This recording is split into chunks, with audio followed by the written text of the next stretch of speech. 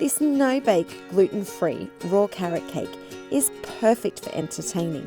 Make it ahead of time and keep it in the fridge until you're ready to serve.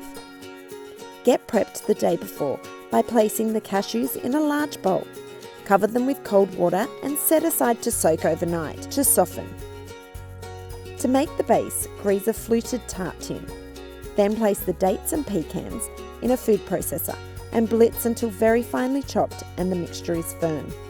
Spoon over the base and sides of the prepared tin.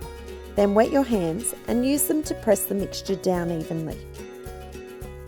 Place the base in the freezer for 10 minutes or until firm. Next, drain the cashews and place them in a blender with cinnamon, ginger, grated carrot and yogurt. Blend until well combined and very smooth. Spoon the cashew mixture over the date base. Pop in the freezer for 3 hours or until the filling is firm. Transfer the cake to the fridge for 15 minutes before you're ready to serve. This gives it some time to soften slightly. Remove the cake from the tin and use a palette knife or cake slide to transfer the cake to a serving plate. Top with yogurt and carrot. Then dust with a little cinnamon and drizzle with honey.